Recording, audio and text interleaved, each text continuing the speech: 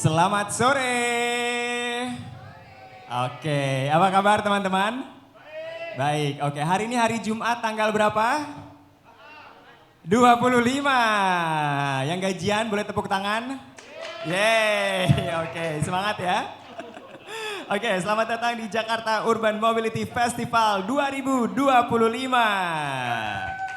JUMF 2025 diselenggarakan oleh ITDP Indonesia bekerja sama dengan UK Pact dan Kedutaan Besar Inggris dengan media partner The Jakarta Post dan Kata Data Green. Kolaborator Jakarta Good Guide Bike to Work Indonesia, Breathe Jakarta, Forum Diskusi Transportasi Jakarta, Stravenus, Greenpeace Indonesia, Bijak Memantau, Kota Kita, Silang.id, Dinas Perhubungan DKI Jakarta, Transjakarta, dan MRT Jakarta. Nah, di sore hari ini kita akan masuk ke sesi diskusi dengan tema Atur Napas Kota, Menata Kawasan Rendah Emisi di Jakarta. Oke, di sini ada yang tahu nggak sih? Ada nggak sih kawasan rendah emisi di Jakarta?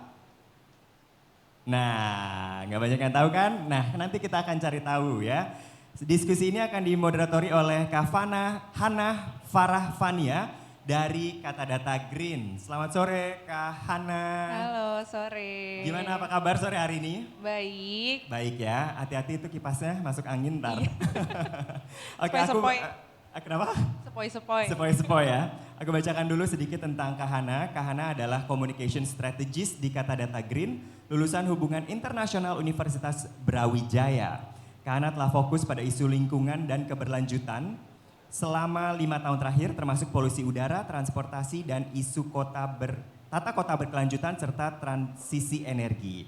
Di Kata Data, beliau terlibat dalam strategi komunikasi, produksi jurnalistik dan visual, serta kolaborasi dengan berbagai mitra. Kalau begitu langsung saja kita serahkan untuk Kak Hana untuk memimpin diskusi. Terima kasih. Terima kasih, Mas. Oke. Selamat sore semuanya. Gimana kabarnya? Sudah menuju weekend nih ya.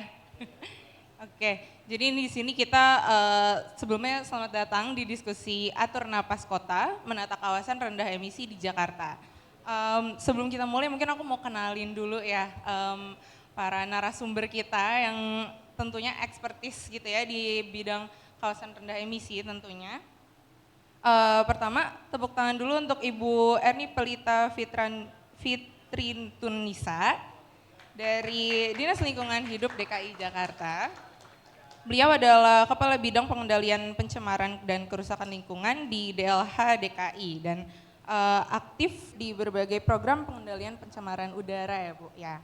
Dan selanjutnya ada Mas Fadil dari C40, tepuk tangan dulu boleh. Beliau ini adalah bagian dari tim regional Breathe Jakarta ya. Dan memang banyak berfokus ke pengendalian polusi udara juga. Dan selanjutnya ada Ibu Irani Handalia dari Dinas Perhubungan DKI Jakarta. Tepuk tangan dulu. Beliau juga fokus menangani KRE di kawasan Jakarta ya Bu ya. Oke, dan terakhirnya ada Mas Carlos dari ITDP, dari tuan rumah kita. Tepuk tangan dulu. Beliau nih fokusnya juga banyak ya dari TOD sampai NMT selain membahas soal KRE atau kawasan rendah emisi.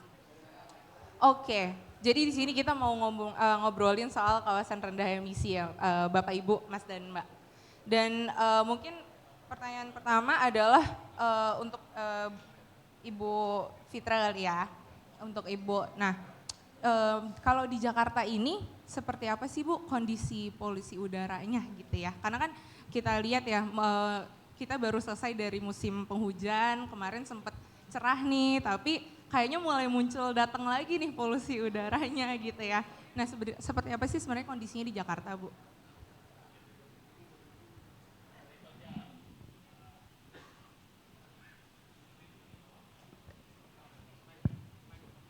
Baik, terima kasih Ibu Moderator, Kak Hana Farah Fania. Betul. Ya, terima kasih. Aplaus dulu dong buat Ibu Moderator yang semangat dan ceria. Ya, sebelumnya tadi nama saya lengkap ya disebut oleh Kak Hana gitu ya. Jadi memang panggilannya aja ya. Mungkin teman-teman juga udah hafalnya Fitri. Ibu Fitri ya. Baik. Terima kasih sebelumnya juga dengan ITDP yang sudah mengundang Pemprov DKI, dalam ini ada DLH dan juga Disub. Nah, tadi terkait dengan pertanyaannya Kak Hana, bagaimana kondisi kualitas udara Jakarta. Jadi kalau berdasarkan hasil pengukuran kualitas udara Jakarta selama Januari sampai dengan April lah ya, 2024 tuh relatif lebih baik daripada 2023.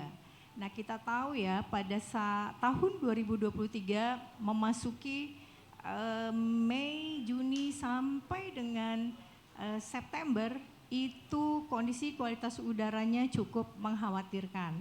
Jadi kalau teman-teman melihat aplikasi EQR, itu Jakarta selalu menempati peringkat 1, 2,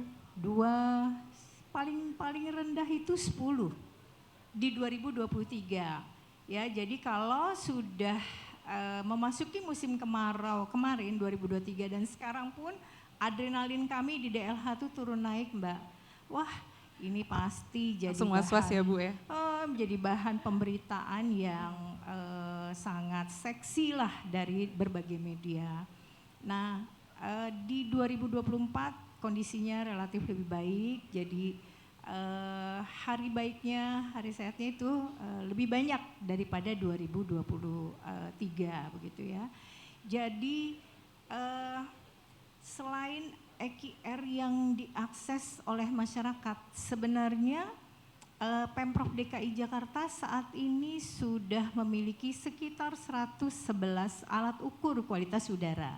Jadi teman-teman itu bisa mengakses aplikasi udara Jakarta begitu ya, bisa dilihat ya di bukan beberapa titik ya, di 111 titik itu bagaimana kondisi kualitas udaranya ya. Nah ini yang kami monitor setiap saat.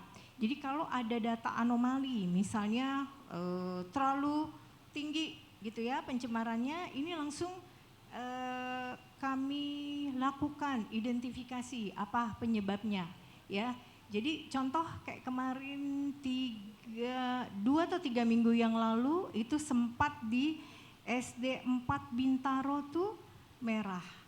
Padahal di SD 4 Bintaro itu kawasannya clear dari aktivitas masyarakat yang potensi mencemari udara. Kami cari adakah di sana warung Padang ya yang suka bakar ikan atau misalnya tukang sate atau ada masyarakat bakar sampah. Teman-teman kami dari Sudin LH Jakarta Selatan itu turun. Jadi sampai pukul 1 malam itu enggak ada. Tapi ternyata ditemukan aktivitas dari para apa ya istilahnya ojol ya, yang ternyata kongko-kongkonya itu ada bakar-bakaran juga di depan sekolah ya. Ini yang kita lakukan pendekatan ya. Jadi ini alatnya sensitif sehingga berpengaruh terhadap hasil pengukuran ya. Jadi ini hal-hal yang dilakukan oleh Pemprov, salah satunya tadi identifikasi sumber pencemar ya. Alhamdulillah sekarang kondisinya relatif lebih bagus. Dan pengukurannya pun ya dengan EQR tidak beda jauh begitu ya. Kalau kemarin saya lihat udah di posisi 66 ya dari beberapa kota di dunia yang diukur oleh EQR. Itu sih Kak Hana. Oke, makasih Bu Fitri. Tapi tadi kan Ibu udah cerita ya lokasinya dan ada beberapa faktor. Tapi sebetulnya faktor utama atau terbesar gitu ya di Jakarta khususnya itu pemicu polusi udara itu kenapa sih Bu? Iya, jadi Pemprov DKI ini alhamdulillah banyak dibantu oleh teman-teman yang punya interest terhadap pengendalian pencemaran udara. Ada C40, ada ITDP, ada Vital ya, terus kemudian WRI juga. Jadi teman-teman inilah yang membantu Pemprov DKI khususnya Dinas Lingkungan Hidup untuk melakukan inventory emisi. Di tahun 2020 Vital ya, kalau nggak salah Vital melakukan inventarisasi emisi dan temuannya memang lebih dari 50% itu penyumbang utama emisi di Jakarta adalah transport.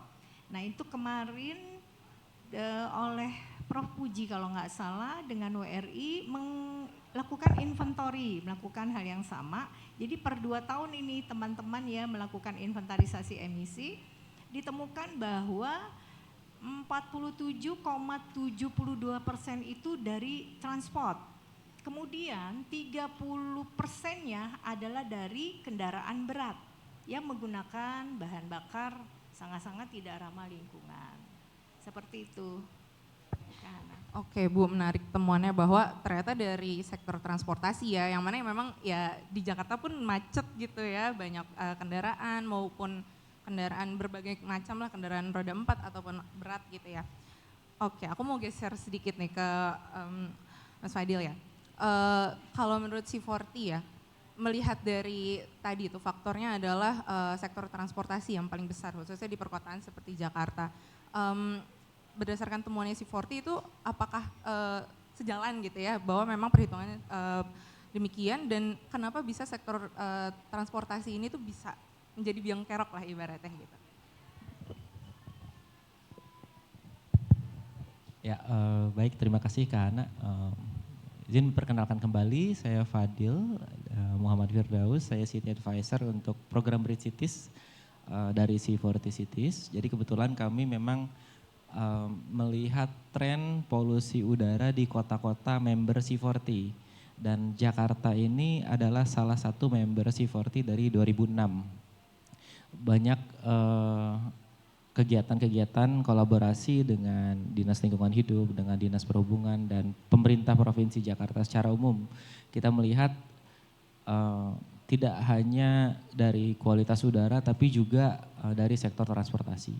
Tadi pertanyaannya, kenapa sektor transportasi menjadi salah satu penyumbang terbesar gitu ya Mbak ya di udara perkotaan. Jadi memang tren dari kota-kota C40 mungkin lebih dari, saya bisa kurang lebih generalisir 50 atau 70% bahkan di perkotaan itu memang udara gitu. Di perkotaan itu ada transportasi gitu. Nah, banyak faktor ya. Mungkin kalau di Jakarta sepertinya kebanyaknya adalah tadi kendaraan berat atau heavy duty vehicle. Dari inventarisasi emisi sektor transportasi memang heavy duty vehicle atau kendaraan berat, dan juga mungkin two wheelers gitu, kendaraan roda 2 gitu. Nah tadi Bu Fitri sempat menyinggung di musim-musim kering atau musim-musim kemarau memang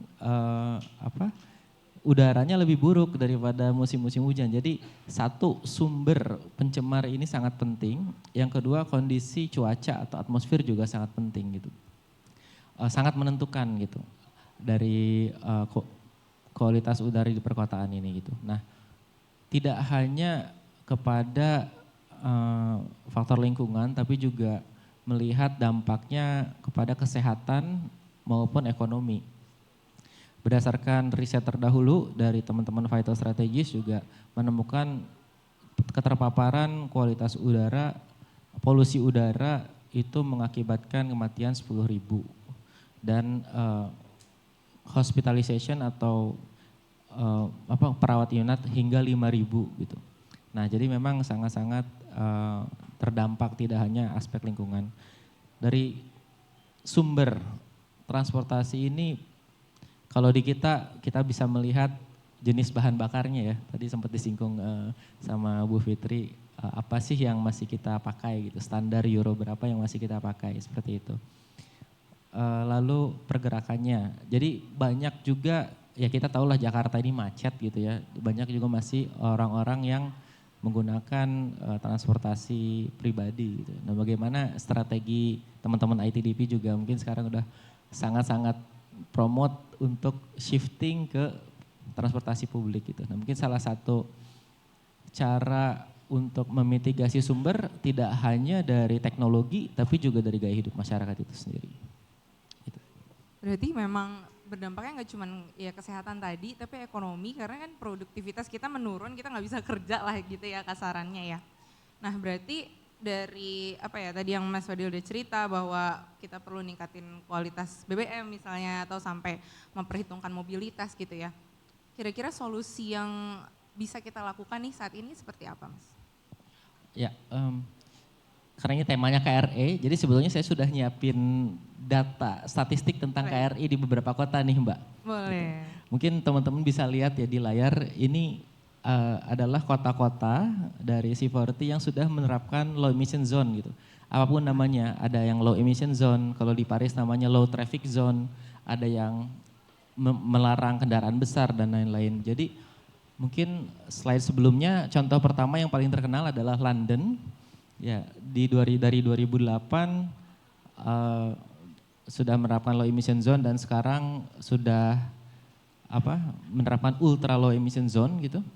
Itu sudah terlihat 40 sekian persen penurunan dari nitrogen dioksida.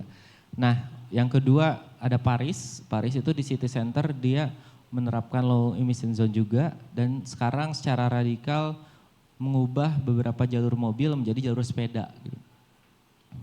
Terus yang ketiga ada Milan. Milan juga sama. Kurang lebih kita bisa melihat dari sekitar 40 mikrogram per meter kubik NO2 di tahun 2019 dia 2023 dia turun jadi sekitar 30 mikrogram per meter kubik gitu. Jadi sangat-sangat efektif gitu ya. Karena tadi inventarisasi emisi di kota-kota besar most likely ada transportasi gitu. Dan melihat trennya pasti solusinya juga ya transportasi. Tidak membatasi mobilitas kendaraan tapi bagaimana mengubah behavior dari masyarakat itu sendiri. Nah, pertanyaan selanjutnya di sini juga saya menyiapkan ukurannya Mbak, ukuran low emission zone. Nah mungkin ini kelihatan ya tren NO2 dan kapan dia menerapkan low emission zone. Dia memang cenderung turun gitu dari 6 kota yang saya ambil. Misalnya seperti London ada 2 titik dari low emission zone dan ultra low emission zone. Dan Paris dia 2020 sudah mulai drop banget. Di Milan juga sama, tadi 2 peta sebelumnya, terus ada Copenhagen dan Brussels gitu. Jadi meskipun tidak single policy, tidak kebijakan tunggal low emission zone, tapi juga diiringi dengan banyak kebijakan lain, tapi sudah sangat terlihat gitu. Dan memang kalau dilihat dari ukuran low emission zone dan terhadap konsentrasi penurunan itu sebetulnya belum ada evidence yang sangat-sangat linear. Semakin besar LEZ akan semakin baik polusinya, hanya yang bisa kita ambil kesimpulannya adalah bagaimana LEZ itu akurat gitu. Jadi konteksnya berbeda-beda setiap kota. Oke, iya menarik nih bahwa ternyata di tiap daerah tuh punya ciri khas masing-masing gitu ya. Dan kenapa itu bisa berbeda gitu Mas? Apa memang karena tergantung kebijakannya pemerintahnya juga atau tergantung karakteristik masyarakatnya gitu, gimana Mas? Ya pastinya tergantung karakteristik teknologi yang tersedia mungkin ya, dan misalnya kalau kita mau mengalihkan ke transportasi publik ya fasilitasnya apakah sudah tersedia atau belum gitu pertanyaan selanjutnya, atau mungkin jenis bahan bakarnya yang tadi juga. Ya banyak faktor sih sebetulnya. Multifaktor yang mana mungkin nggak semua nggak ajak di setiap negara tuh punya teori yang sama ibaratnya, tapi tergantung karakteristik daerahnya masing-masing gitu ya. Oke. Mungkin sebelum ke Bu Irani aku geser ke Mas Carlos dulu nih, mau nanya ke ITDP. Kenapa KRE tuh juga bisa gitu ya mengatasi polusi udara dan gimana sih sebetulnya penerapan yang tepat gitu ya, walaupun tadi udah dijelaskan juga sama Mas Fadil gitu. Dan kalau di Jakarta nih apakah sudah tepat atau belum, walaupun nanti kita bisa ngobrol lebih lanjut ya sama Bu Irani juga. Oke, jadi ketika bicara kawasan rendah emisi, ini memang akan sangat tergantung dari konteks lokalnya, bagaimana kita bisa menerapkannya. Jadi mungkin secara definisi perlu kita pahami bersama bahwa low emission zone ataupun kawasan rendah emisi memang awalnya berada dari London gitu ya, sebagai salah satu kota pertama. Mereka menerapkan LEZ sebagai intervensi memastikan agar kendaraan yang masuk ke suatu kawasan tertentu itu memenuhi standar emisi yang ditetapkan oleh pemerintah. Jadi misalnya di suatu area, pemerintah menerapkan kendaraan yang masuk ke area pusat kota minimal harus Euro 6. Berarti kendaraan sebelum masuk ke kawasan itu harus uji emisi dulu. Uji emisi lolos Euro 6 atau enggak. Mungkin di kota lain juga beda. Kalau misalnya di Seoul, mereka itu bukan Euro 6, tapi Euro 4. Itu akan sangat bergantung dari kesiapan masing-masing kota. Nah kalau misalnya kita bicara di Jakarta, penerapan KRE kan ada di Kota Tua dan juga di beberapa area lain. Nanti mungkin dari teman-teman di SUB bisa banyak cerita. Kalau yang dari kami pahami, memang KRE ini banyak berkaitan dengan aspek transportasinya. Jadi bagaimana kita bisa mendorong sistem transportasi yang lebih ramah lingkungan. Yang pertama, tadi bisa dengan memastikan standar emisinya sesuai dengan standar pemerintah. Jadi kalau teman-teman ketahui, di Permen LHK 8 tahun 2017 ya Bu ya, itu sudah ditentukan bahwa untuk kendaraan roda 4, dia itu harus memenuhi Euro 4.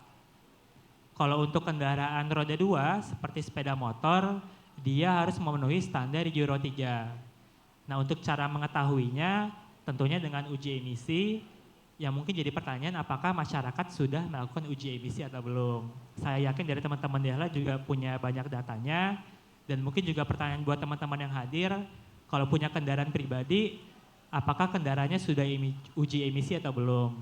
Nanti mungkin bisa dicek masing-masing ya. Harapannya sih sudah. Tapi selain uji emisi, ada cara lain juga untuk bisa sistem transportasinya itu lebih berkelanjutan, yaitu dengan menggunakan transportasi publik itu sendiri. Jadi daripada beli sepeda motor, tiap bulan harus perawatan, harus bayar pajak juga, cara lebih mudahnya ya pakai angkutan umum, pakai MRT, pakai Transjakarta, karena mereka lebih memiliki standar emisi yang lebih rendah dibandingkan kendaraan pribadi.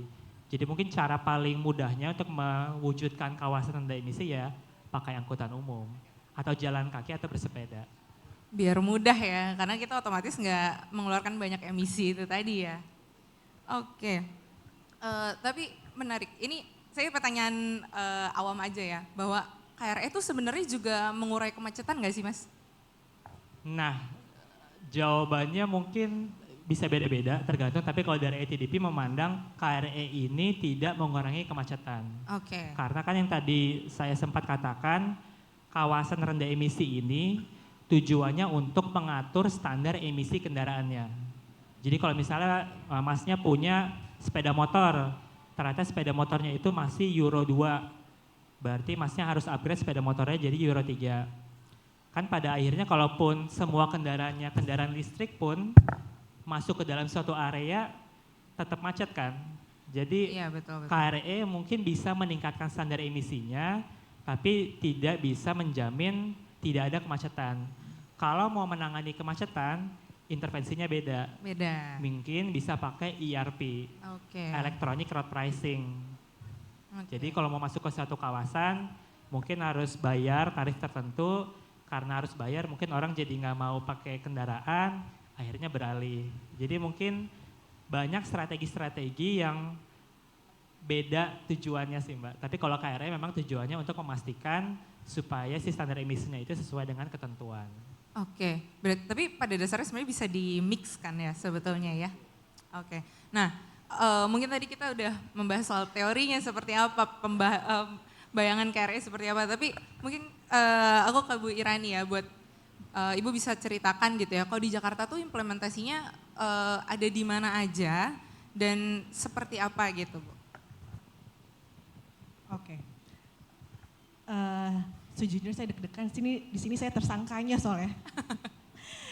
Tadi seperti disampaikan oleh Bu Fitri, penyumbang polusi terbesar adalah sektor transportasi gitu, which is notabene adalah kami tersangkanya gitu kan, Dinas Perhubungan yang menangani terkait dengan kebijakan transportasi.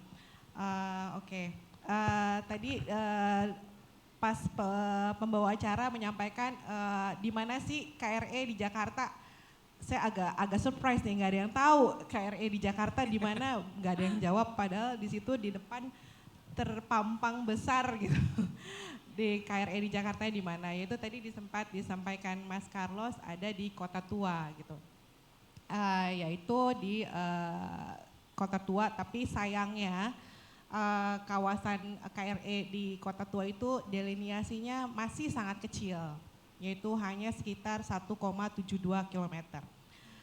Which is yang menurut kami itu belum sangat efektif untuk dilihat dari keefektifannya, baik itu dari sisi peningkatan kualitas udaranya atau dari perbaikan dari kinerja lalu lintasnya. Tadi Mbak tanyakan gimana sih sebenarnya efektif atau tidak gitu kan ya, terkait penerapan KRE. Tadi juga sudah disampaikan juga oleh Mas Carlos dan juga Mas Fadil gitu kan. Sebenarnya KRE itu adalah salah satu cara bagi kami Pemprov untuk bagaimana sih menangani strategi kami untuk menangani behavior. Pertama, menangani kemacetan di Jakarta. Pertama itu yang harus dirubah seperti tadi disampaikan Mas Fadil, behaviornya dulu gitu. Bagaimana behaviornya masyarakat kita untuk paradigma dari dari kendaraan menjadi angkutan umum dulu gitu. Baru kalau misalnya behaviornya udah berubah, baru akan step-stepnya itu baru akan lancar gitu. Bagaimana kalau misalnya behaviornya belum berubah, hanya bisa protes-protes, Jakarta macet, tapi dari sendirinya sendiri aja belum berubah, gimana bisa gitu kan? Percuma menurut saya gitu kan. Nah, terus strateginya tuh banyak sebenarnya, tidak hanya KRE. Pembatasan kendaraannya itu dari ada sekarang kebijakan ganjil genap. Terus peningkatan penataan parkir. Kami biaya parkirnya kami tinggikan, gitu. Tidak tiap tempat kami perbolehkan parkir. Terus nanti kebijakan ganjil genap akan kami ganti dengan kebijakan ERP seperti itu. Namun setelah pembatasan pergerakan itu atau kendaraan pribadi itu kami batasi, tentunya kami juga harus mempersiapkan poolnya dong, strategi poolnya. Bagaimana? Yaitu membuat angkutan umumnya menjadi nyaman, menjadi standarnya itu lebih dari minimalnya lah gitu, harus lebih advance lagi, integrasinya lebih baik. Penataan stasiunnya ditingkatkan, sarana prasarananya seperti itu. Jadi kalau KRE itu kan cenderung kalau menurut saya seperti disampaikan Mas Kanlor adalah perbaikan kualitas udara. Tetapi sejalan dengan itu, dengan perbaikan kualitas udaranya tentu akan memperbaiki juga dengan kepadatan lalu lintasnya. Kemudian kalau dibilang efektif, kalau hanya dijalani hanya satu kebijakan, menurut saya tidak akan efektif. Tetapi apabila berbarengan dengan kebijakan-kebijakan yang lain, itu akan sangat efektif. Itu sih Mbak. Oke, terima kasih Bu. Nah ini menarik, mungkin saya curhat sekalian ya. Bahwa saya ini kan dari Tangsel ya Bu. Dan emang saya sadari bahwa transportasi publik itu membantu saya banget. Tapi di satu sisi teman-teman kantor saya yang lain pun masih banyak gitu yang menggunakan motor, mobil gitu ya. Dan memang sulit gitu untuk mengubah, tadi kan Ibu bilang bahwa behavior change itu ya. Nah makanya saya penasaran nih strateginya di Sub ini gimana sih untuk mengubah gitu ya.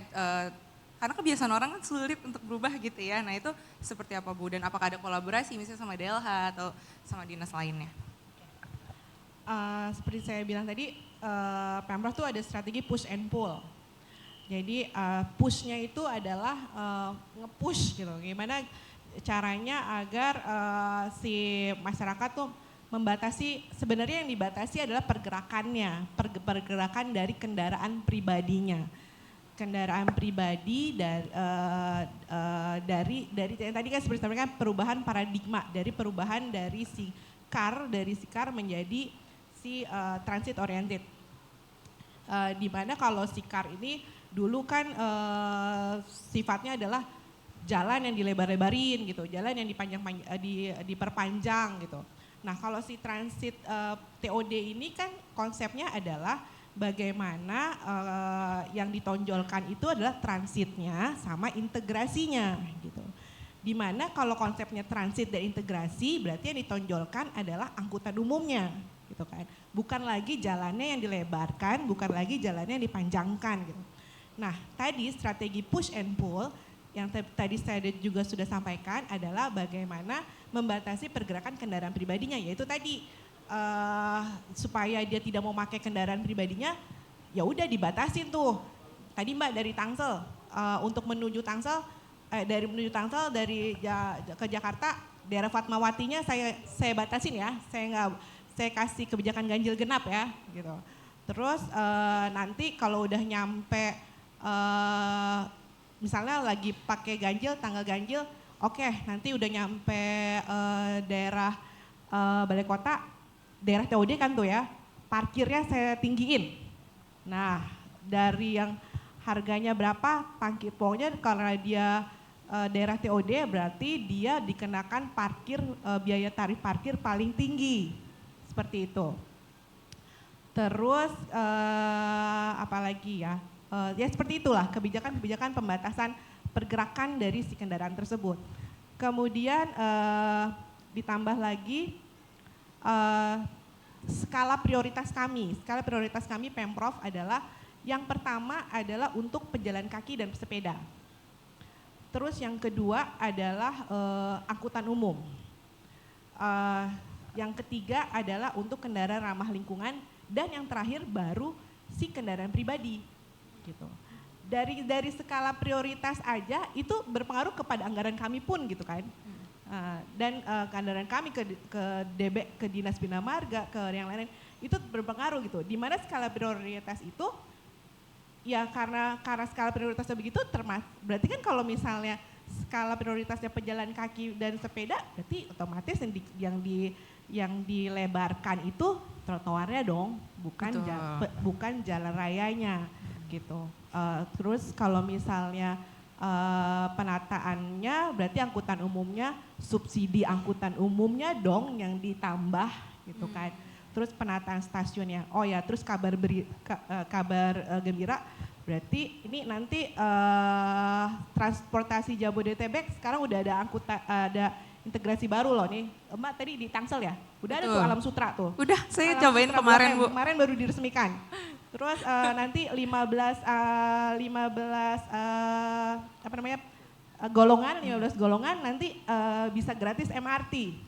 Nah, strategi-strategi itu yang kami lakukan, yang Pemprov lakukan untuk mendorong masyarakat mengalihkan kendaraan pribadinya untuk naik angkutan umum. Harapannya itu yang akan mengurangi polusi gitu kan. Notabene mereka akan meninggalkan kendaraan pribadinya, nanti kendaraan pribadinya kalau bisa dijual lagi lah gitu kan. Jual lagi, terus atau enggak dipakai pada saat weekend lagi mau pesiar atau mau liburan, mau ke mall di weekend aja gitu, baru pakai kendaraan pribadi. Kalau misalnya mau kerja, mau apa, pakai lah angkutan umum, pakai MRT, LRT, pakai Transjakarta, bus gitu. Terus oh iya, Jaklingko, Mikrotrans dan lain-lain semuanya sudah terintegrasi. Sudah masing-masing sudah saling terhubung. Keluar perumahan sudah ada halte. Nah itu semakin mempermudah masyarakat. Jadi harapannya hal-hal seperti itu yang dapat membuat masyarakat untuk beralih meninggalkan kendaraan pribadinya, sehingga harapan kami itu bisa membantu teman-teman LH juga semakin alas sensornya semakin hijau semua Bu, gitu kan. Amin. Jadi zero semua, nggak ada yang merah gitu Bu. Gitu sih Mbak. Oke, makasih Bu. Tapi saya penasaran nih, kan tadi Ibu sempat mention balik lagi ke KRE ya, salah satu daerahnya itu adalah di Kota Tua ya. Tapi saya sempat dengar bahwa daerah Tebet Eco Park itu juga dianggap sebagai kawasan rendah emisi. Apakah betul atau tidak Bu? Dan bedanya apa dengan yang di Kota Tua? Oke, Tebet Eco Park dan dan Kota Tua itu sebenarnya perbedaannya fungsinya sih Mbak. Dulu asal muasal mengapa itu diterapkan sebagai KRE. Kalau di Kota Tua itu awal muasal diterapkan sebagai KRE adalah untuk melestarikan gedung-gedung bersejarah di sana, gitu utamanya. Sedangkan kalau di Tebet Eco Park awal muasal ditetapkan sebagai KRE, atau sebenarnya kami menyebutnya kalau di Tebet Eco Park itu lebih ke manajemen parkir sih, karena gitu.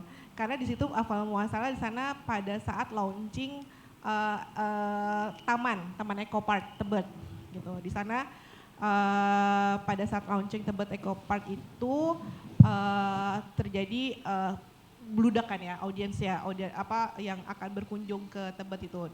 Nah maka pun beda pengaturan itunya tuh pola operasionalnya. Nah kalau di Kota Tua penerapan LEZ-nya adalah 24 jam dari Senin sampai Minggu. Kalau di Tebet Eco Park itu operasionalnya hanya Sabtu Minggu, which is weekend. Di mana peruntukannya memang hanya untuk masyarakat berkunjung ke taman tersebut gitu kan. Itu sih bedanya. Oke baik, mungkin saya mau geser ke Bu Fitri. Saya mau nanya nih Bu, dari implementasi KRE yang udah ada ya gitu ya, dan pembatasan parkir tadi misalnya di Tebet, apakah udah ada improvement dari terkait polusi udaranya di dua daerah tersebut Bu? Kalau penerapan KRE yang di dua lokasi, Kota Tua dan Tebet, memang kami pernah memasang alat ukur ya Mbak Irani ya, ada SPKU gitu ya. Dan sepertinya tadi memang belum terlihat terlalu signifikan gitu ya. Begitu juga di Tebet, karena di Tebet itu tadi bukan ke KRE tapi manajemen parkir gitu ya. Nah tapi dengan kami kan bekerja sama nih, Pemprov DKI bekerja sama dengan Bridge Jakarta ya, Bridge Cities, itu insya Allah akan menghasilkan satu konsep ya, kawasan rendah emisi terpadu. Jadi bukan hanya mengatur terkait dengan standar emisi dalam satu kawasan, tapi dia terpadu. Ya, tidak hanya dari sektor transport, tapi juga misalnya dari sisi ruang terbuka hijau, dari sisi penggunaan energi, dari sisi pengelolaan waste. Kemudian juga dilakukan pengukuran kualitas udara di sana, termasuk juga bicara tadi dampak kesehatan. Tapi memang ini kan hanya satu kawasan ya, kita sebenarnya mengawalinya dengan satu kawasan yang kecil dulu. Jadi ingin melihat, tadi yang Mbak Irani bilang ingin melihat efektivitasnya seperti apa. Jadi yang awalnya memang untuk pemenuhan standar Mbak Irani ya. Tapi ke depan kita ingin ada satu kawasan yang bisa ditunjukkan bahwa ini kawasannya nyaman, sehat gitu ya. Karena memang secara emisi sudah memenuhi standar. Bagaimana pengelolaan sampahnya juga sudah memenuhi standar. Harapannya seperti itu, tapi ini tergantung Mas Fadil gitu ya. Mas Fadil dan juga teman-teman dari Vital, mudah-mudahan sih ini bisa segera terwujud ya Mbak. Gitu. Oke Bu, mungkin boleh di spill Bu, daerah mana sih kira-kira kalau di Jakarta ini kalau ideal? daerah ini masih identifikasi, karena karena baru kemarin ya dari Barcelona itu sudah mempresentasikan tadi yang Mas Fadil sampaikan. Ya, contoh di London, kemudian Barcelona, Medellin, ya itu sudah ada penurunan konsentrasi untuk PM2,5-nya signifikan. Tadi yang disampaikan Mas Fadil. Ya, jadi kalau kota-kota tersebut saja sudah menerapkan tadi ya KRE terpadunya dengan sangat baik, mudah-mudahan Jakarta juga seperti itu. Jadi kalau lihat, oh ini sudah sangat ketat ya. Harapannya juga terjadi penurunan polusi udara satu kawasan itu. Cuma titiknya belum, Mbak. Belum Kita ya, masih Bu ya? identifikasi ya. Jadi kita masih identifikasi awal terutama dari sisi regulasi, kemudian dari sisi koordinasi termasuk juga dengan pemerintah pusat seperti itu ya. Oke Bu, mungkin geser ke Mas Fadil ya. Mau tanya nih Mas terkait yang tadi Bu Fitri cerita ya bahwa ada KRE terpadu. Nah bedanya apa sih sama KRE gitu ya dan seperti apa nih perencanaannya dan rencana implementasi di Jakarta akan seperti apa? Gitu. Ya, baik, terima kasih Kak. Jadi kita sedang sebetulnya melakukan feasibility assessment atau studi kelayakan gitu ya. Kalau konsep KRE itu sendiri dari teman-teman ITDP tentang transportasi sepertinya sudah matang nih gitu. Pembatasan kendaraan terkait dengan standar emisi dan lain-lain. Nah, sementara begini Mbak, apa yang dilihat masyarakat itu adalah udara ambien. Udara ambien, sementara yang kita intervensi itu adalah emisi gitu. Nah, dari laporan inventarisasi emisi betul dominan transportasi, tapi ada sektor-sektor lain. Nah, hanya yang kita ukur adalah udara ambien. Udara ambien ini tidak mengenal batas, bisa transboundary dan tidak mengenal sumber gitu. Kalau misalnya dalam suatu kawasan kita ukur keberhasilan kawasan rendah emisi, dari emisinya kita lihat pengurangan transportasi, emisinya berkurang. Berapa ton dalam 1 tahun itu bisa berkurang. Hanya kalau kita ukur udara, itu belum tentu karena faktornya banyak. Ada transport, ada sampah, ada energi dan bangunan, land use, dan tidak hanya di daerah itu saja, bisa jadi transboundary kalau kita bilangnya dari daerah-daerah lain. Nah, itu yang lagi kita kaji sekarang, konsep terpadu atau yang bisa kita sebut kawasan rendah emisi terpadu, selain pembatasan kendaraan dalam kawasan tersebut, sehingga nanti udaranya ijo-ijo gitu ya harapannya di di Jaki, di udara Jakarta, Dogo ID, itu sektor apa lagi yang harus diintervensi gitu. Sebetulnya tidak menjadi kebijakan tunggal dari sektor transportasi gitu. Harapannya seperti itu, karena kasihan nih Mbak Ira nih tersangka terus gitu ya, transportasi. Nah sebetulnya apalagi sih, ternyata contoh misalnya di Lubang Buaya gitu. Kenapa ini merah terus gitu kan ya Bu ya? Ternyata di situ ada pembakaran arang terbuka gitu. Ada tahu tempe ya Bu ya, pabrik gitu. Bakar kabel juga.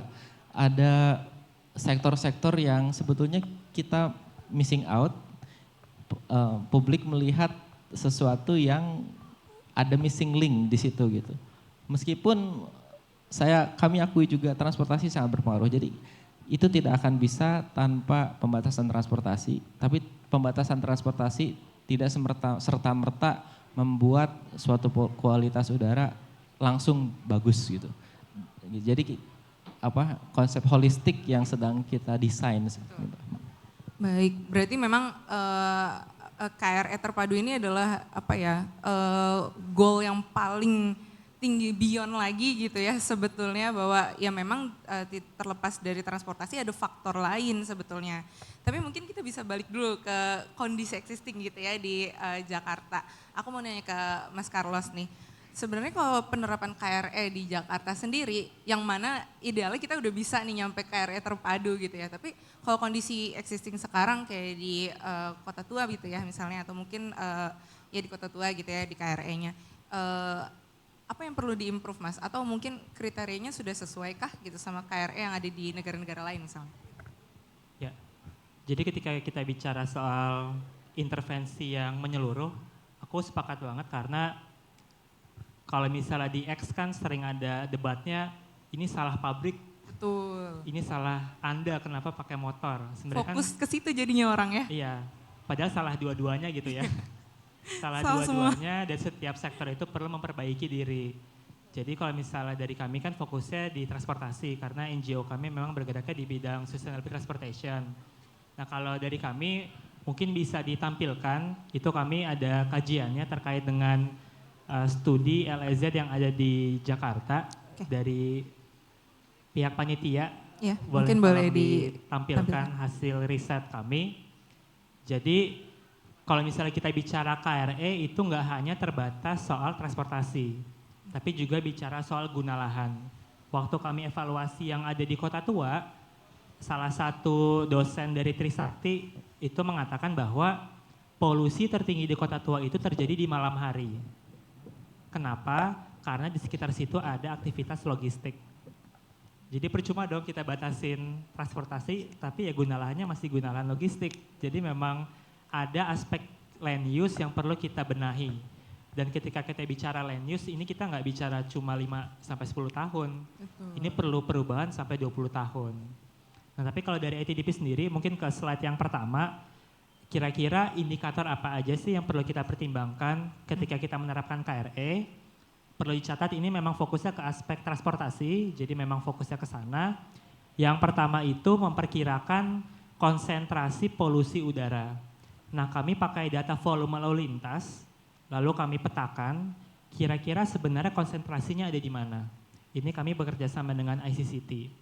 Ditemukan bahwa pusat kota Jakarta menjadi area dengan konsentrasi emisi akibat sektor transportasi tertinggi. Kenapa? Karena seluruh kendaraan menujunya ke sana.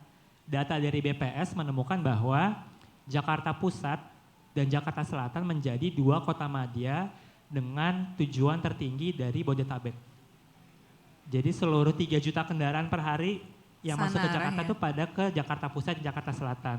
Makanya nggak heran kenapa dua kota madya ini memiliki konsentrasi yang tinggi akibat sektor transportasi.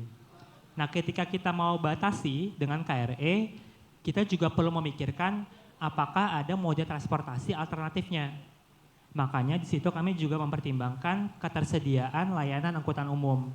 Apakah ada MRT, ada Transjakarta, apakah konsentrasinya sudah padat jadi orang-orang bisa berpindah dengan mudah, itu menjadi pertimbangan indikator kedua kami. Lalu ada indikator-indikator lainnya seperti land use, kepadatan penduduk yang juga kami pertimbangkan. Nah dari hasil riset kami mencoba memikirkan agar juga sesuai dengan konteks kota Jakarta, karena kan KRE setiap kota beda-beda ya. Itu kami membuat jadi 2 pembagian. Yang pertama ada intervensi KRE dalam kota. Itu kalau teman-teman lihat yang warna biru, jadi itu merupakan area dengan nilai potensi area KRE tertinggi. Jadi dari area Kota Tua sampai ke sisi barat Tanah Abang, ke Blok M, Gatot Subroto, Matraman, sampai ke Cempaka Putih, itu menurut kami cocok untuk diterapkan sebagai KRE karena konsentrasi emisinya banyak di situ dan area itu sudah terlayani oleh angkutan umum dengan kondisi yang cukup baik. Nah slide berikutnya, tapi ketika kita mau mencanangkan KRE, ini kan bukan sesuatu yang bisa kita terapkan secara menyeluruh tiba-tiba kan ya. Segala sesuatu itu butuh pentahapan. Apalagi juga ini kan kita ngomonginnya APBD gitu ya, duit rakyat yang memang pasti mereka minta pertanggungjawaban nih, ini bener gak sih duit kami dibuat jadi KRE ada hasilnya atau enggak. Makanya untuk sampai ke sana kita perlu penerapan yang bertahap. Itu mungkin bisa kita terapkan dari area yang kecil dulu, mungkin standar emisinya nggak harus Euro 4, Euro 2 dulu juga nggak apa-apa deh. Nanti kita naikin secara bertahap. Jadi kalau dari ITDP, studi kami sebenarnya harapannya bisa berguna juga untuk rekan-rekan dari Pemprov, teman-teman dari DLH ataupun di SUB, dan juga mungkin bisa dilanjutkan nih tongkat estafetnya ke teman-teman dari C40. Oke, tapi aku jadi penasaran nih kalau contoh KRE di negara lain gitu ya, karena tadi mungkin sudah disebut ada transportasi publik yang baik, terus standar emisi misalnya sudah tinggi. Nah misalnya bisa diceritakan nggak kayak misalnya di London gitu ya, itu penerapannya seperti apa sih Mas? Ya. Jadi mungkin Mas Fadil sudah sempat cerita sedikit terkait sebegitu berdampaknya LEZ di London ya. Bahkan sampai mampu menurunkan konsentrasi PM itu 40% di pusat kotanya. Jadi yang mereka lakukan sebenarnya ya sama, memastikan standar emisi kendaraannya itu sesuai dengan standar, tapi banyak plus-plusnya nih. Plusnya investasi di metro, plusnya mereka nambahin implementasi ERP, plusnya lagi tarif parkirnya mahal. Makanya kan kalau teman-teman mungkin juga ke Singapura, tarif parkir di badan jalan itu yang paling mahal biasanya, bisa sampai 500.000. Kalau di Jakarta kita 2.000. Jadi malah yang lebih murah dibandingkan tarif di dalam gedung gitu. Itu kan yang malah aneh kan. Padahal kita pingin supaya orang-orang naik angkutan umum bukan naik kendaraan pribadi. Atau mungkin contoh lain kita nggak perlu jauh-jauh ke Eropa. Di Asia ada gak sih kota yang menerapkan KRE? Itu ada kalau nggak salah di Beijing ya Mas ya. Itu dulu mereka juga mulainya dari kecil tuh. Dari kota terlarangnya di Beijing, lama-lama sampai ke tol lingkar luar ke-6, bahkan sampai seluruh Beijing itu diterapin sebagai KRE. Atau mungkin di Seoul, itu juga mereka punya namanya Green Transport Zone.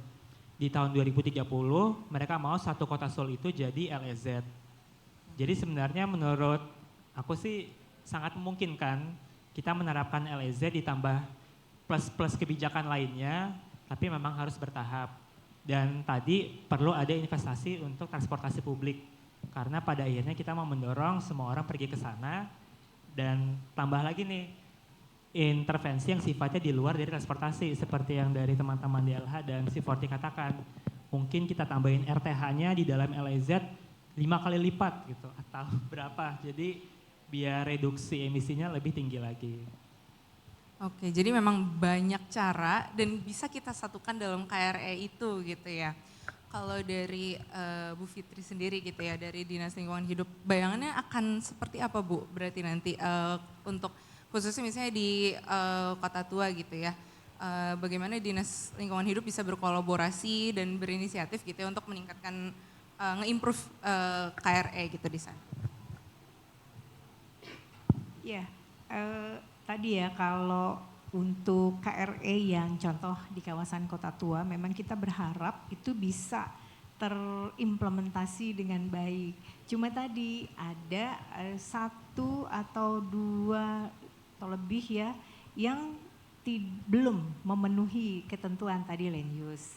Ya di sana kan memang banyak sekali aktivitas masyarakat ya, yang mau tidak mau itu memang harus dengan mobilitas begitu. Jadi konsep KRE di sana atau LEZ di sana belum jalan dengan ya sesuai dengan harapan kita. Nah makanya nanti di dalam kita mengidentifikasi atau menentukan lokasi KRE terpadu nanti, ini memang harus hati-hati. Jadi kalau ingin mewujudkan satu titik atau satu kawasan ya yang akan menjadi percontohan KRE terpadu ini sesuai dengan ketentuan itu betul-betul.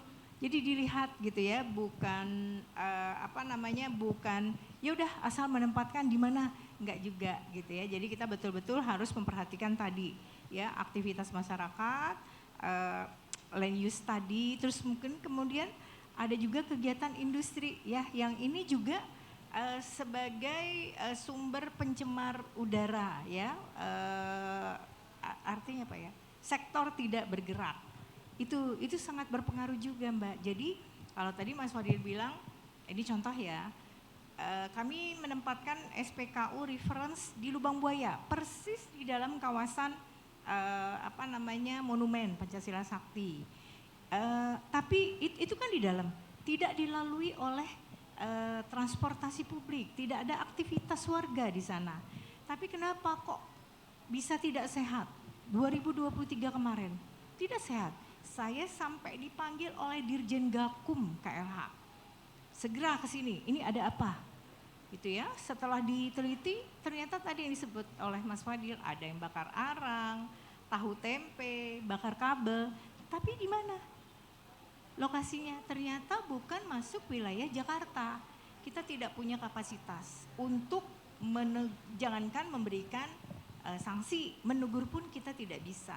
Akhirnya teman-teman KLH yang punya kapasitas segel, ya ditutup, disegel dan tidak boleh beraktivitas. Saya nggak tahu ya sekarang belum dicek lagi, tapi hasilnya baik-baik saja sih sekarang.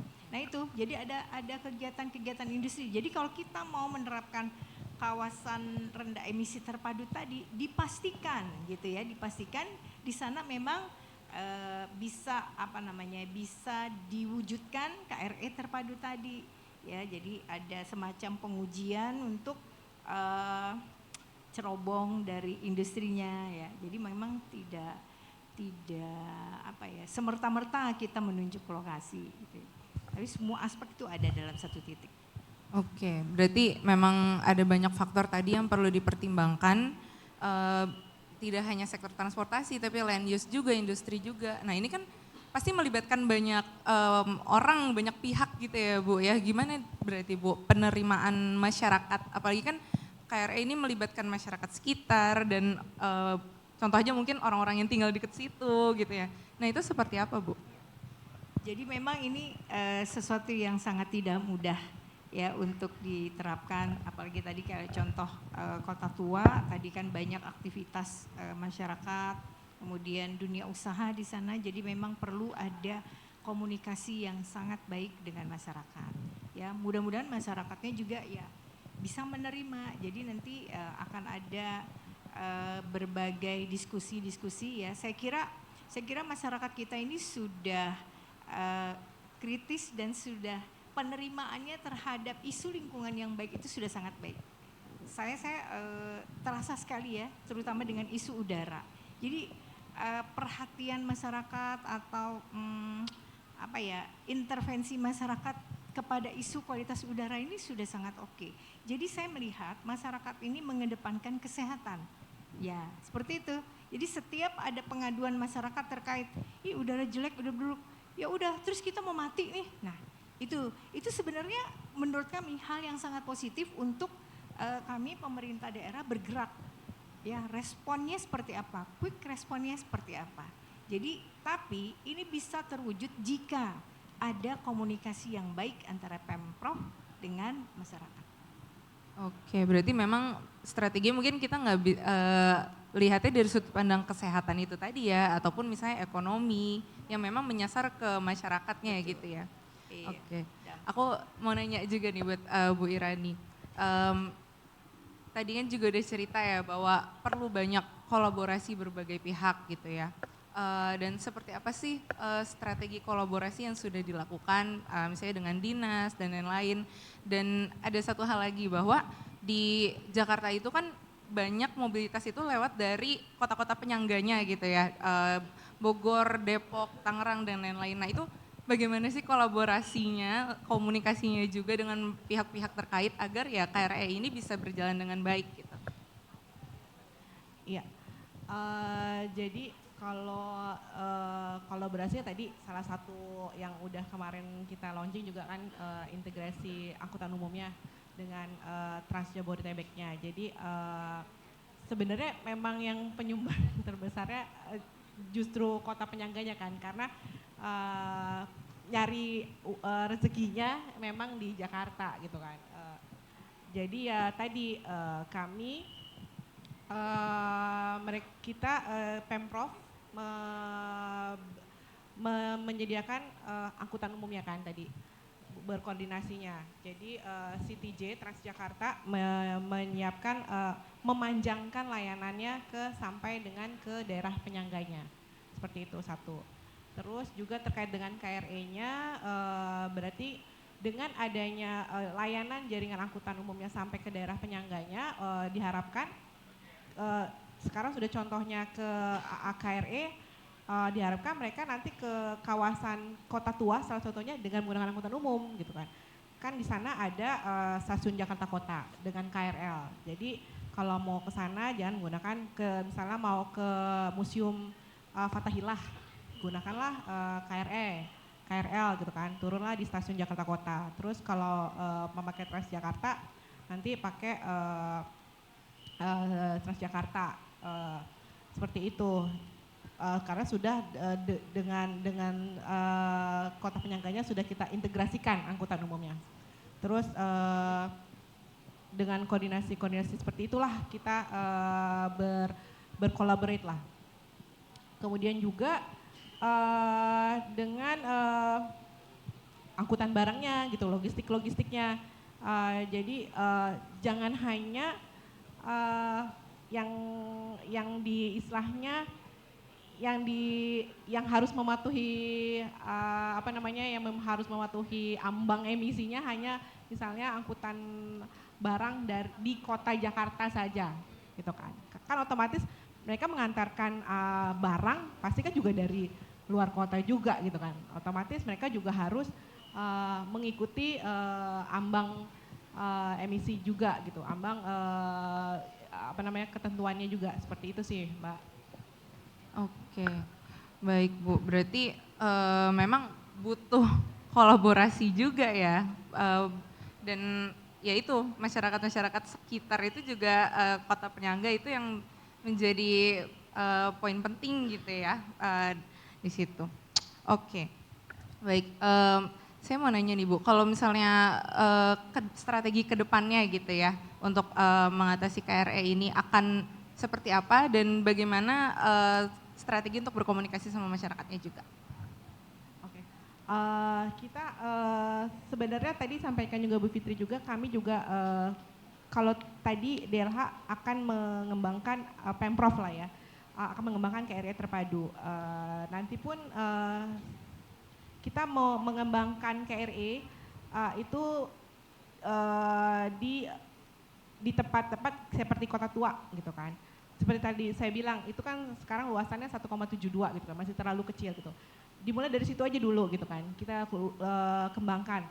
Nanti pada saat MRT HI Kota sudah beroperasional, itu bisa nanti kita kembangkan, kita luaskan kembali, seperti itu.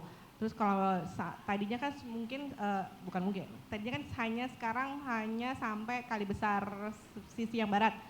Nanti bisa sampai sisi sebelah sananya, seperti itu. Sedikit step by step aja gitu, sampai nanti kayak tadi kan di luar negeri, di daerah lain sebenarnya dari yang kawasan kecil bisa semakin step by step semakin meluas gitu. Jadi memang tidak bisa serta-merta langsung, kan mungkin orang-orang harapan langsung besar gitu kan kawasannya. Kalau saya pribadi pun itu tidak bisa menurut saya.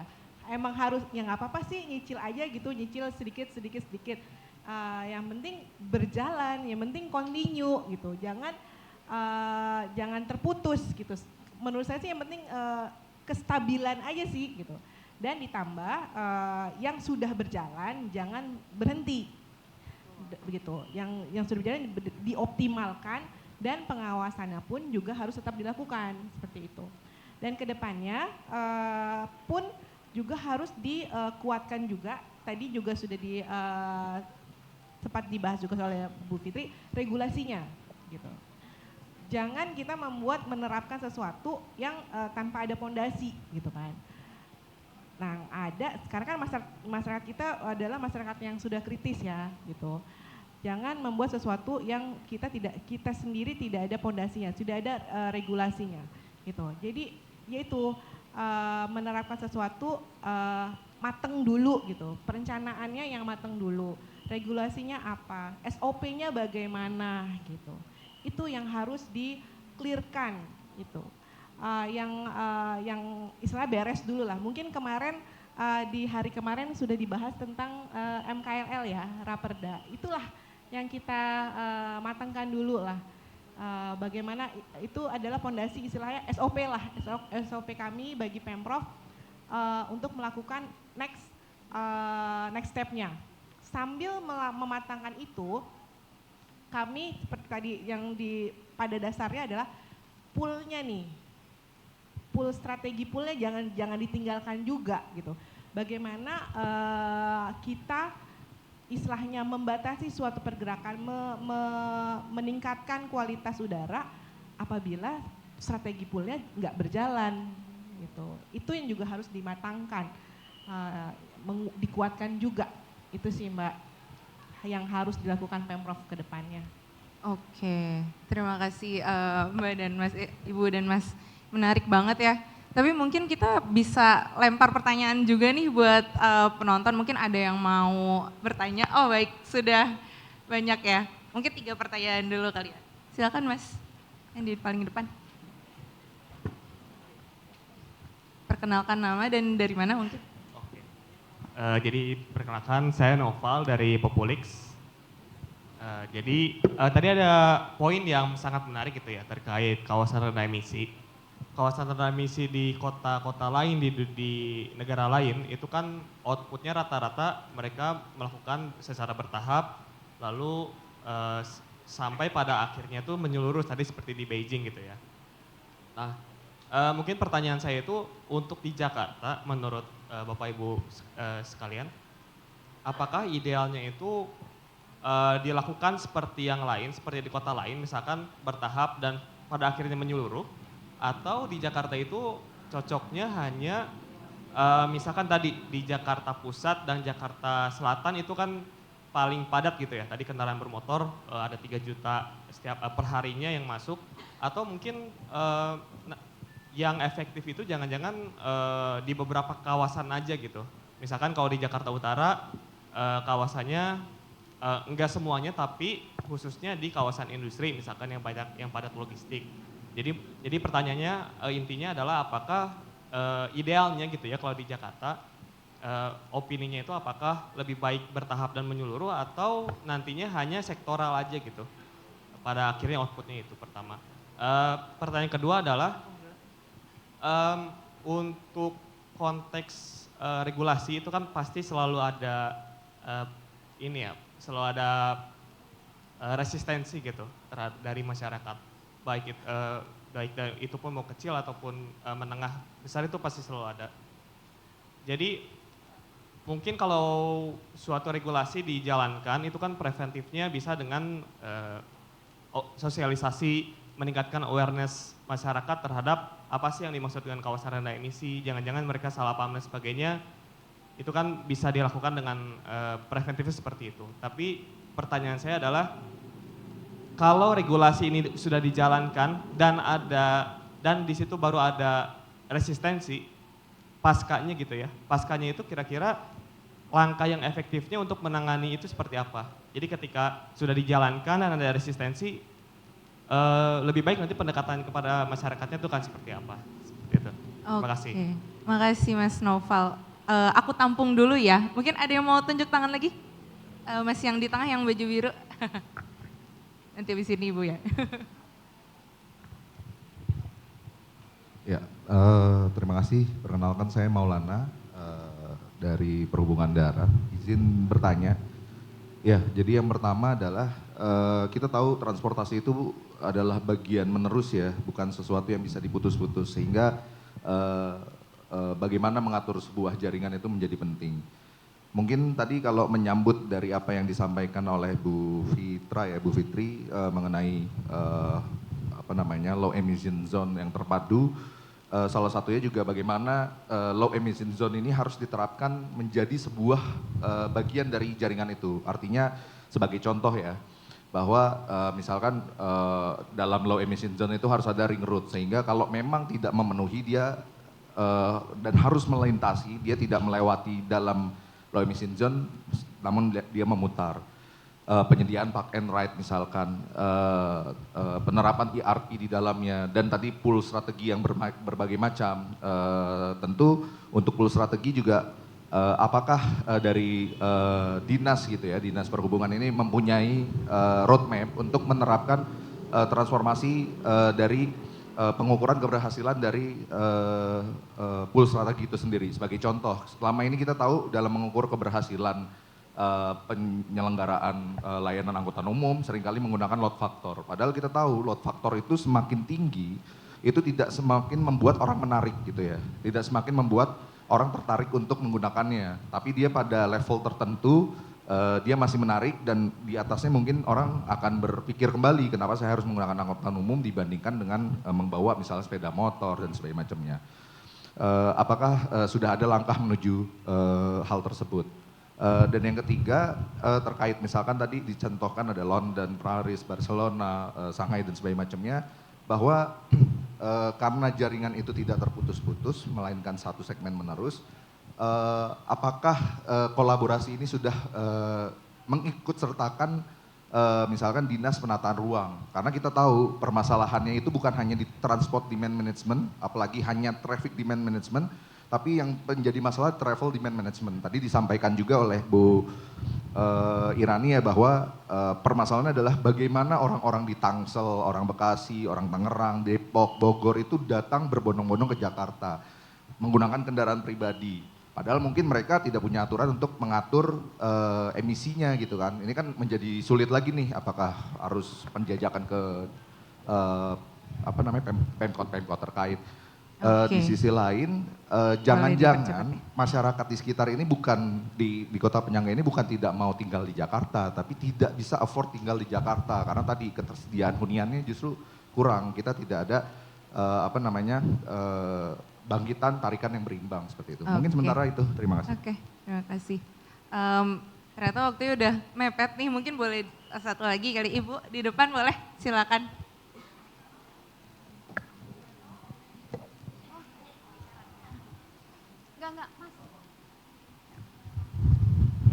Selamat malam semuanya. Perkenalkan, saya mau bertanya mengenai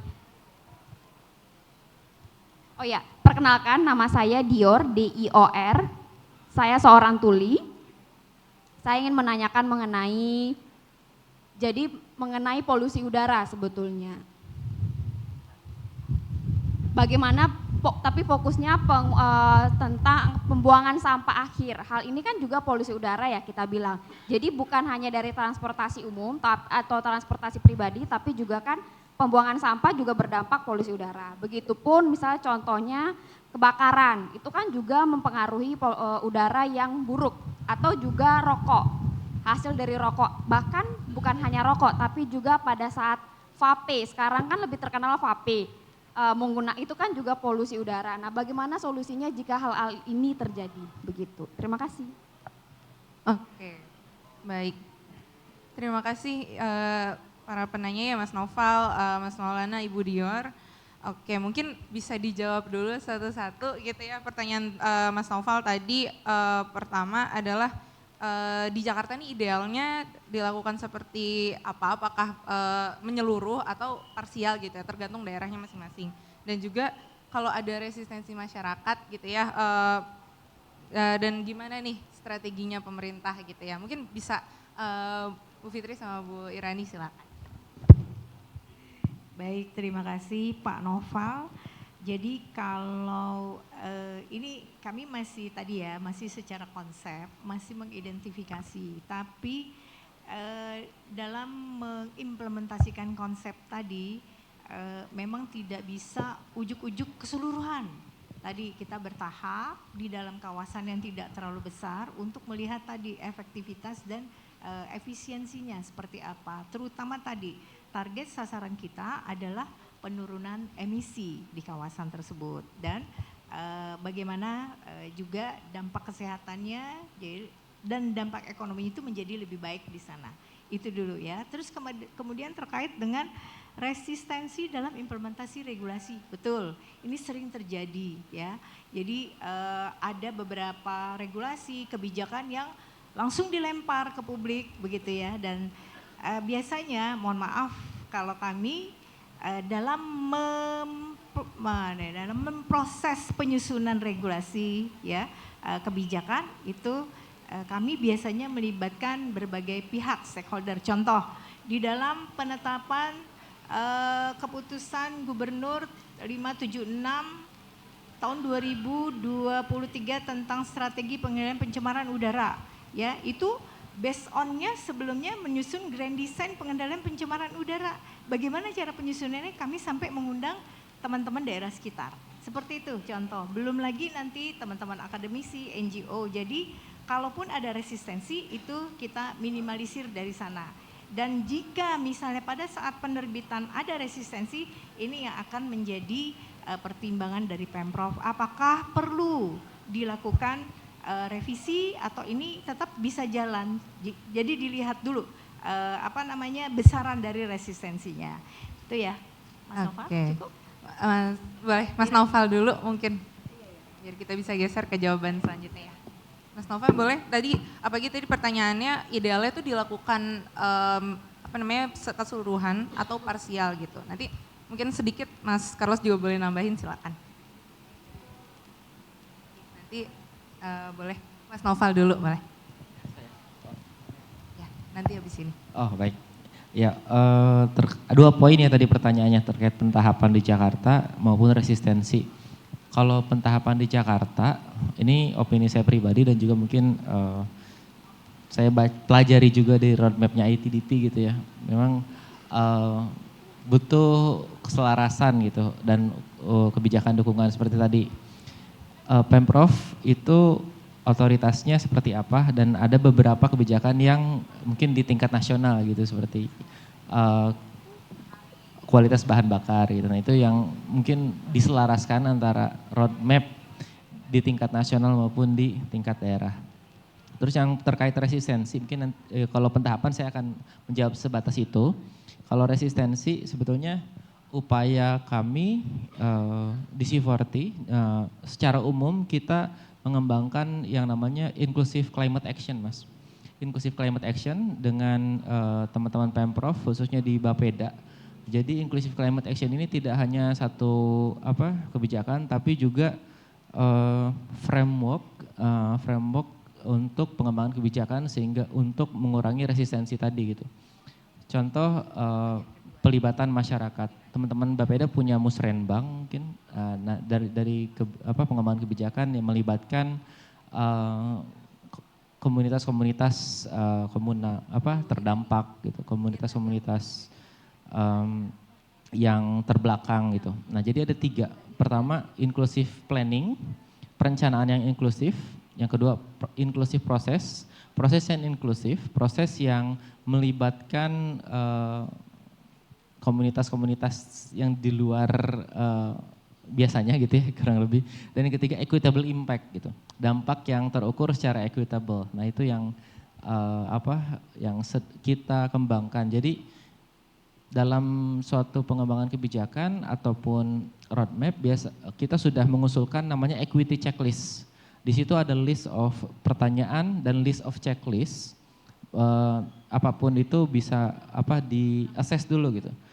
Equity checklist tadi masuk atau tidak gitu. Apakah sudah melibatkan komunitas A atau belum? Apakah budgetnya seperti apa? Jadi ada pilar-pilar tadi itu yang sedang kita upayakan untuk tadi terkait upaya preventif mengurangi resistensi. Mungkin itu saja.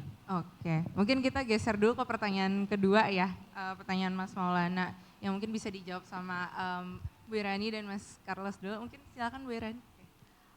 Tadi terkait dengan jaringan jaringan yang ada di LEZ dan kalau misalnya nanti ada kendaraan yang ternyata tidak bisa melewati LEZ itu seperti apa gitu ya? Oh, oke. Jaringan yang dari penyangganya ya, jaringan penyangga. Bagaimana kita berkolaborasi dengan daerah penyangga? Oke. Kalau kita kan bagaimana kita berkolaborasi dengan daerah penyangga gitu kan intinya. Dengan kita Pemprov dengan mengembangkan jaringan angkutan umumnya sampai dengan daerah penyangga gitu. Sekarang aja kita dari angkutan umum massal berbasis rel aja kita sudah memanjangkan jaringannya gitu. Dengan East West aja kita sudah sampai Bekasi. Sudah Bekasi dari barat ke timur gitu. Udah Bekasi sampai dengan baratnya sampai Tangerang ya kalau nggak salah ya. Pokoknya daerah situ lah. Udah sampai melintasi tidak hanya wilayah Pemprov aja gitu, tidak hanya wilayah Jakarta aja. Kami juga sudah memikirkan perluasannya gitu loh.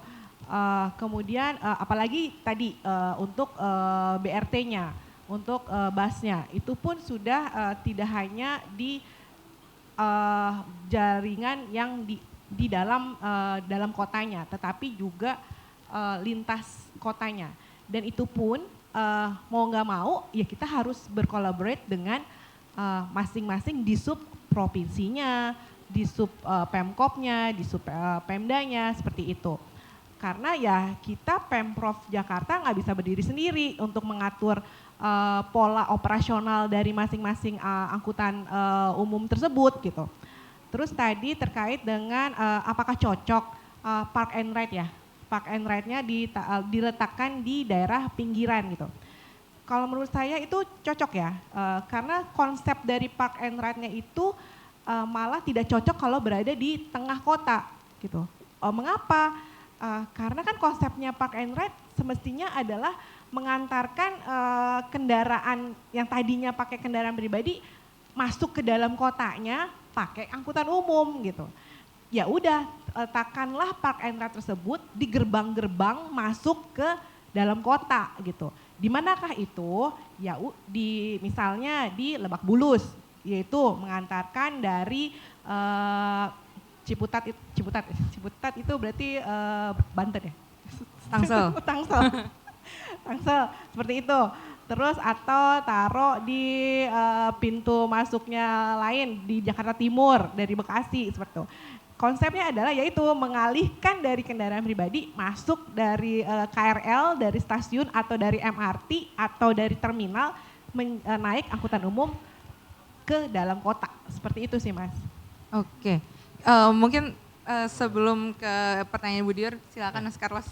Ya mungkin aku mau menjawab soal yang travel demand management juga. Menurutku menarik banget dan juga merespons yang Bu Irani.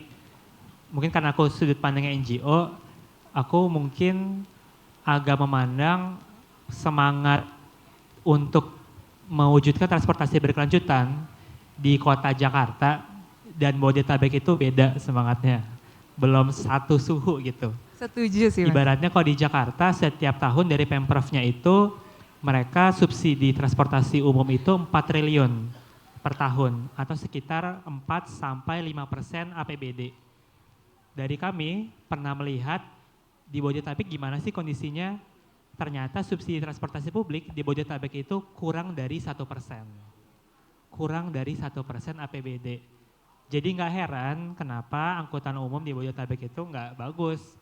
Jadinya mungkin mintanya ke Jakarta untuk bantuin, tapi kan di Jakarta walaupun agak kaya kan nggak mungkin bisa mewujudkan itu untuk 30 juta warga Bodetabek kan. Jadi memang aku sih berharap bagi teman-teman yang tinggal di Bodetabek bisa berisik ke anggota konstituennya, ke wali kotanya sendiri, kami mau subsidi lebih banyak untuk transportasi publik. Jadi biar terintegrasi juga ke Jakarta. Lalu yang kedua terkait travel demand management, ini aku juga lihat beda semangat lagi nih terkait tata ruang. Kalau di Jakarta, sepemahaman aku ya Bu Irani, Bu Fitri, RT RW kita itu visinya udah menjadi Jakarta kota berorientasi transit. Itu sudah menjadi visi utama kota Jakarta.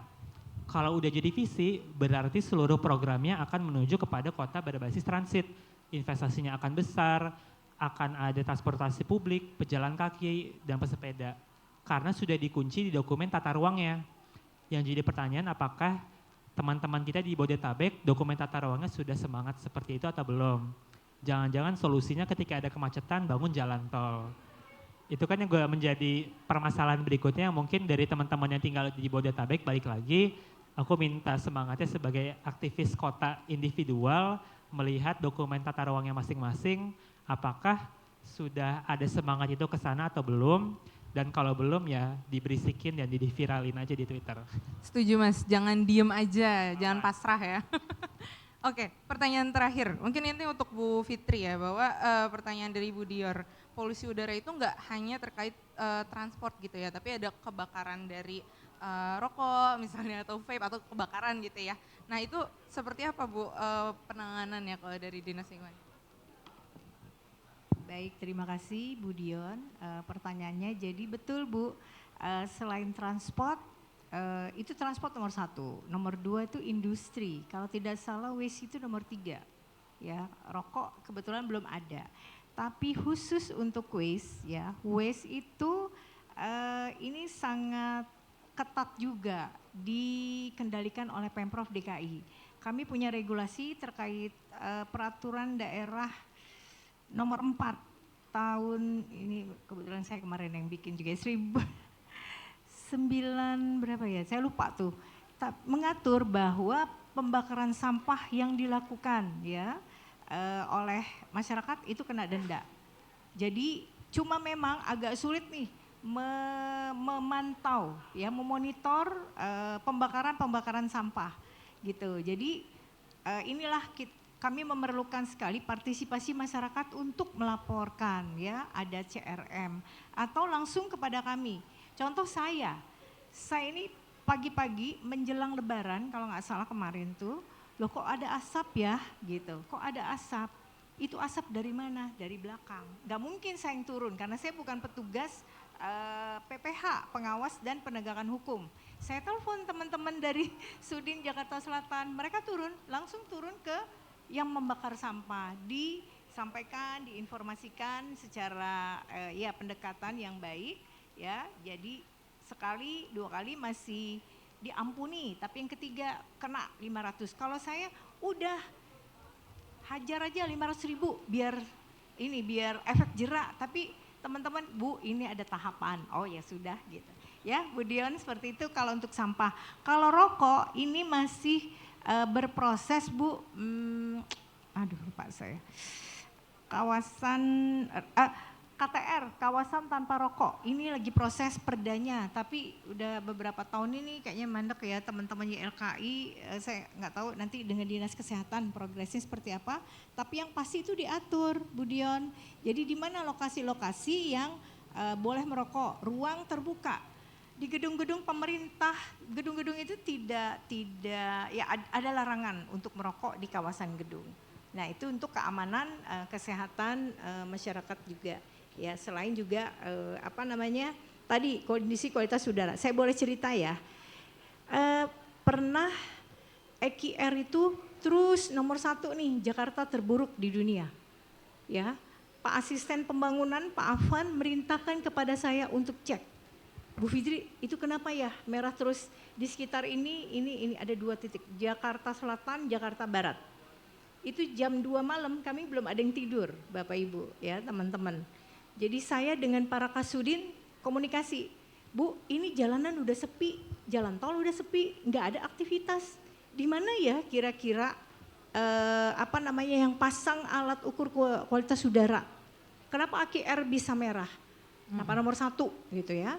Dicek oleh teman-teman Kasudin, Bapak Ibu tahu ada apa? Jadi ada masyarakat kita yang memasang loco sensor di rumahnya yang sedang konstruksi di situ.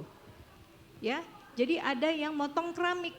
Ya iyalah, tertangkap debunya oleh alat itu, dipasang sini. Sini alat, sini dia motong keramik. Itu difoto oleh teman Kasudin saya. Yang kedua, Jakarta Barat.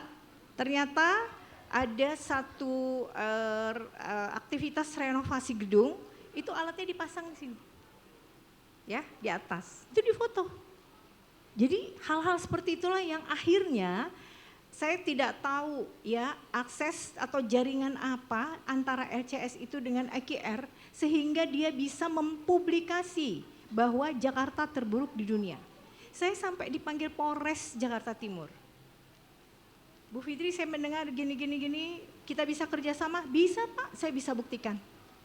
Ya, kebetulan ada satu wartawan ya komunikasi dengan saya, kita kumpul diskusi, wartawan itu buka. Iya Bu, bener.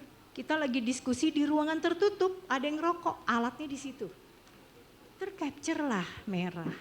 Ya, makanya kami dari DLH ini dibantu oleh Brid Jakarta juga sedang menyusun konsep regulasi terkait dengan mekanisme pemasangan loco sensor di DKI. Tadi salah satunya adalah siapapun boleh mengukur kualitas udara. Mas Fadil boleh pasang LCS di mana? Di dapur. Boleh. Mbak Irani boleh, Mas Charles, Mbak Hana boleh, Bapak Ibu boleh mengukur. Tapi jangan dipublish, itu hanya untuk konsumsi sendiri. Oh, kualitas udara di rumah saya begini. Tapi kan ada teman-teman atau masyarakat yang nggak ngerti, beli, pasang tanpa dilakukan kolokasi, tanpa dilakukan validasi, publish. Bahaya buat DKI, ya. Karena DKI walaupun sudah tidak menjadi ibu kota negara, tapi sudah akan mewujudkan sebagai global city, ya. Jadi ini bahaya banget, ya. Seperti itu, Bu Dion. Mudah-mudahan bisa menjawab pertanyaan Ibu. Satu lagi boleh, sebenarnya di luar pertanyaan Bapak Ibu sekalian, tapi ini gelitik ya, terkait dengan Bodetabek. Tadi sudah dijelaskan Mbak Irani, sudah dijelaskan oleh Mas Charles. Begini, kita punya kebijakan, satu ya, uji emisi kendaraan bermotor. Uji emisi kendaraan bermotor dari 8 aktivitas itu nomor 1 yang berkontribusi besar dalam pengendalian pencemaran udara. Kebijakannya hanya DKI Bapak Ibu, hanya DKI yang punya. ya dalam Pergub 66, Insgub 66. Itu kewajiban untuk dilakukan uji emisi kendaraan bermotor. Tadi yang Mas Charles bilang, Bapak itu udah uji emisi belum? Saya nggak tahu ya, karena nggak ada yang menjawab Mas Charles gitu. Tapi begini, kendaraan berlalu lintas, bermobilitas di wilayah Jakarta kan bukan cuma milik masyarakat Jakarta. Tadi ada masyarakat dari luar Jakarta yang beraktivitas dan menggunakan kendaraan yang belum tentu sudah dilakukan uji emisi. Kenapa? Kebijakan belum ada. Ya, dari sisi penganggaran mungkin memang tidak ada. Apa yang terjadi dari kota yang istilahnya kita udah bersih lah, udah uji emisi, masuk lagi jadi kotor.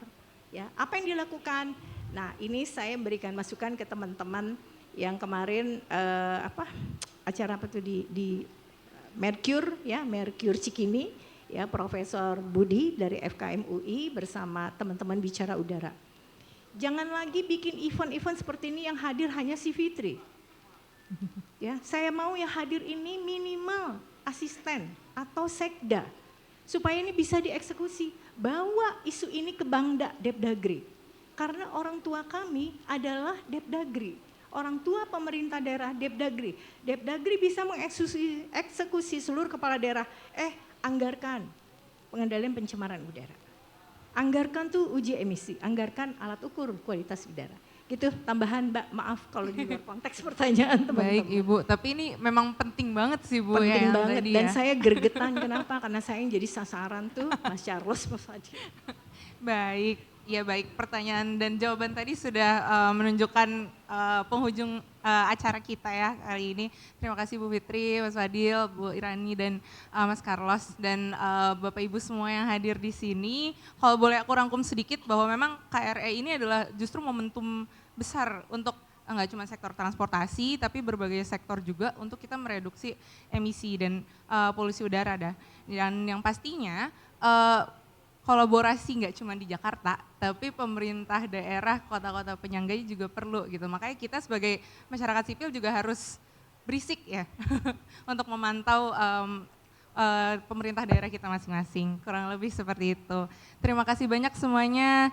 Saya kembalikan ke MC. Assalamualaikum warahmatullahi wabarakatuh. Terima kasih Mbak Hana untuk diskusi yang serunya di sore menjelang malam hari ini. Sekarang saya ingin mengajak para narasumber dengan Mbak Hana juga selaku moderator untuk berfoto bersama. Jadi kami mohon untuk bisa berdiri di depan meja. Kepada rekan-rekan fotografer kami persilahkan. Ya, di depan meja ya biar kelihatan nggak ketutupan sama mejanya. Buat teman-teman juga yang ingin mengabadikan kami persilahkan jangan lupa untuk tag @ITDP Indonesia dengan hashtag JUMF Jakarta Urban Mobility Festival 2025.